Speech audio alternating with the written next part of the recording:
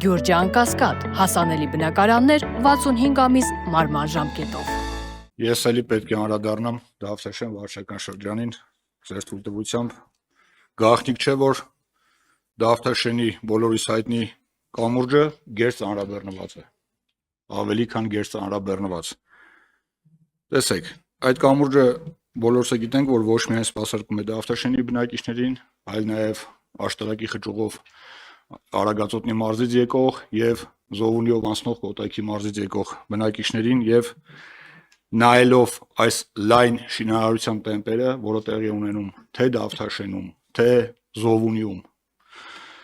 ես կարծում եմ, որ շատ կարճ ժամանակ անց, երբ այդ շենքերը բնակեցվեցին, մենք լուրջ խնդիրներ ենք ունենալու Դավթաշենի կամուրջի հետ կապված։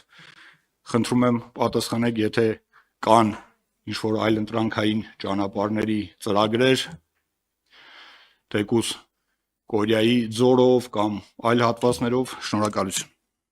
Շնորհակալ եմ հարցի համար։ Երևանի քաղաքապետարանի նախաձեռնությամբ սկսել են քննարկումներ դեռևս նախորդ տարի Թբիլիսյան խճուղի, Եղվարդի խճուղի ճանապարհատվածի կառուցման վերաբերյալ եւ այս ճանապարհի եւ երկու կամուրջների կառուցումը էականորեն կթեթևացնի Դավթաշենի կամրջում եղած ծանրաբեռնվածությունը, բայց որ ամենակարևորն է այս ճանապարհի հատվածի կառուցումը M4 միջպետական ճանապարհը կմիացնի հյուսիս-հարավ շրջանցիկ ճանապարհին ամբողջապես, այսինքն եկեք պատկերացնենք ինչի մասին է խոսքը։ Երբ որ մենք Սևանի մայրուղով M4-ով գալիս ենք, մտնում ենք Թբիլիսյան խճուղի, մեզ ընդամենը մեկ հանգույց է պակասում, որպեսզի մենք մտնենք ամբողջական շրջանցիկ, հյուսիս-հարավի շրջանցիկ, եւ սա հենց այս Թբիլիսյան խճուղի, Եղվարդի խճուղի միացումն է։ Եվ շատ տարօրինակ է, որ նախկինում այս ծրագրերի մեջ չի եղել, որովհետև ընդհանուր առմամբ նաև բեռնատարների համար ինքը շատ հարմար ճանապարհ է լինելու։ Իհարկե ունենք հատվածներում նաև տարանցիկ ճանապարհում որոշակի խնդիրներ, վերջերս բարձրաձայնվել էր Բաբաջանյանի հատվածում, ունենք մի փոքր հողակտորի հատված, դատական գործընթացներ եւ այդպես շարունակ, բայց մեծ ծրագրերի առումով սա միակ օղակն է, որը որ բացակայում է, որպեսզի մենք M4 ճանապարհը ամբողջապես միացնենք հյուսիս-հարավ շրջանցիկ մեր ճանապարհներին։